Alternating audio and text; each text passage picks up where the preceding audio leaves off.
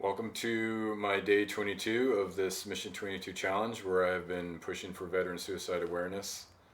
Um, Bringing this to a close. This is my final day, and this, there's a lot of important causes out there and a lot of important issues out there. And this one has been one that's really touched me. It's really kind of hit home, and I think it's a great cause to spread the awareness of the fact that there's an average of 22 veterans out there that are killing themselves. And on top of me doing my 22 push-ups every day, I have been wanting to share a little bit about my struggle and what I've been doing to overcome it.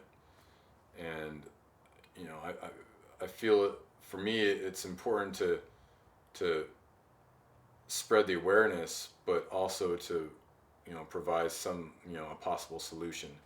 And that's what I've basically been hoping to accomplish here. Like, that's my goal through this, has been to reach out to you, to reach out to somebody who needs to hear some advice or you know some sense of hope, and pressing on and continuing life. I I honestly don't feel like there's anything wrong with suicide. I do feel like it is basically a selfish act, yes, but if you feel like that, you know you, you're at the end of your rope, that's what you got to do. And if that's what it takes to find that relief, then that's your decision. But at the same note, it's definitely a permanent solution to you know typically a short-term problem.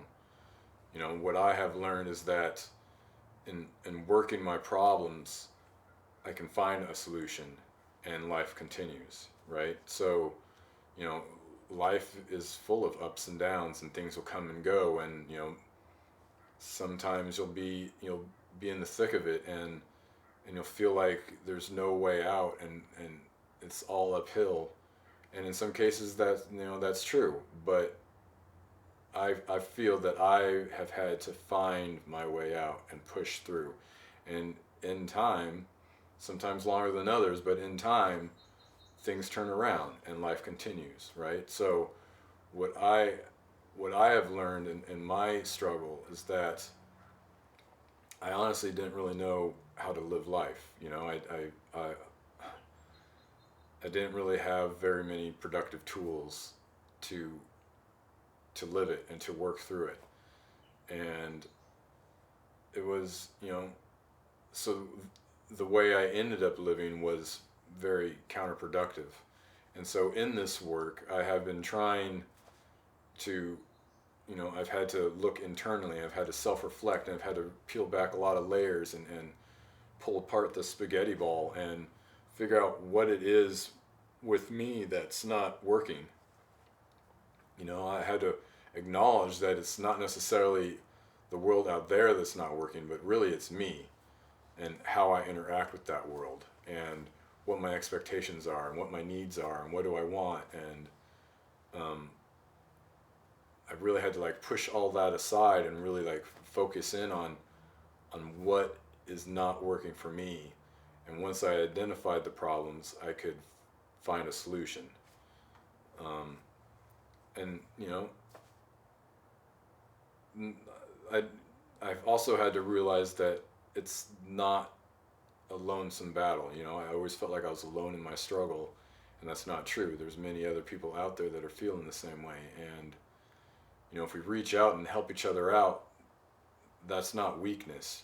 That's in my opinion, that's actually a strength. Pulling people together for a greater good and for a cause, and you know, to the purpose is to help someone else out, right? And so that's what this has been for me, and that's what I'm hoping to pass on.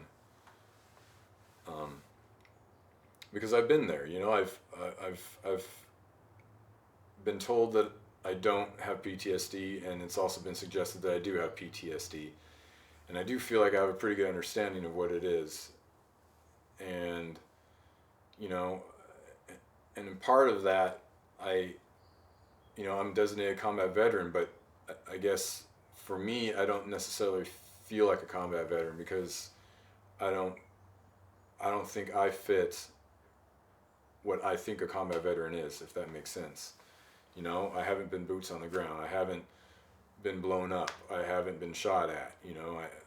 But I have deployed. I have deployed several times, and I have spent time away from home and from family and from loved ones, and I have given months and years away on the other side of the planet, and I have experienced the percussion of a jet engine exploding, and I have experienced you know a fighter jet crashing into the ocean, and we constantly trained.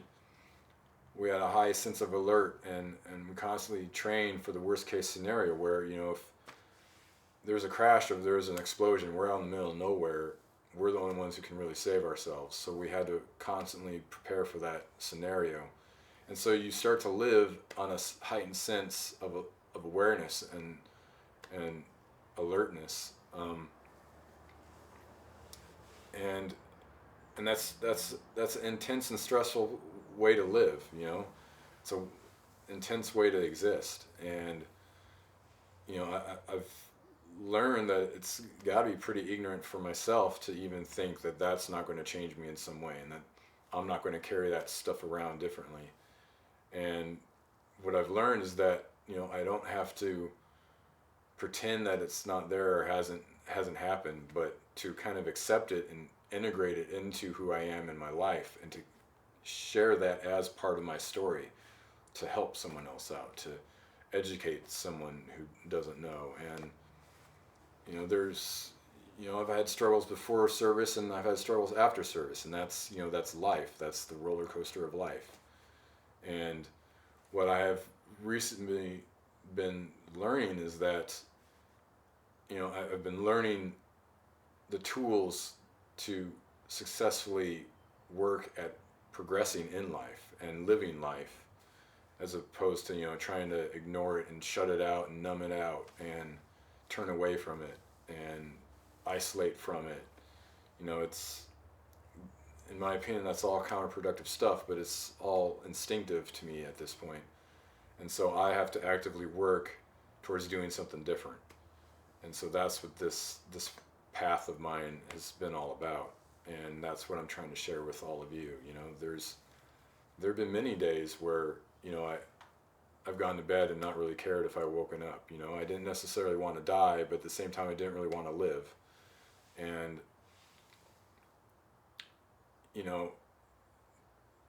now I have to choose life.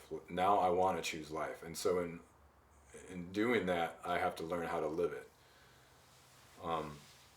And I'm honestly, I don't even know if any of this makes sense. And it's kind of nerve-wracking and very vulnerable to put myself out here and to essentially talk to people I know and a lot of strangers that I've never even seen or met, and put this much of myself out there. But the whole purpose of it is to give some kind of hope to someone who needs it. And so that's what I hope I can accomplish here.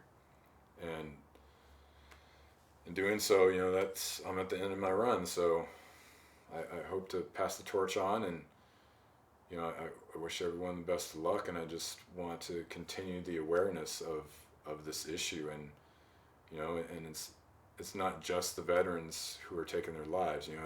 It's every suicide out there, and going beyond suicide, it's even just the killing, killing each other. Like, it's in the heat of it, it might make sense to to those few, but in the grand scheme of thing, it honestly, personally, doesn't make sense to me at all. And I just want things to be different, and this is my part in doing that. So, like I said, take it for what it's worth, and I hope that's something for someone out there. And let's get our last set in. 1, 2, 3, 4, 5, 6, 7, 8, 9, 10, 11, 12, 13, 14, 15, 16, 17, 18, 19, 20, 21, 22 for 22 veterans. Hoo-ha!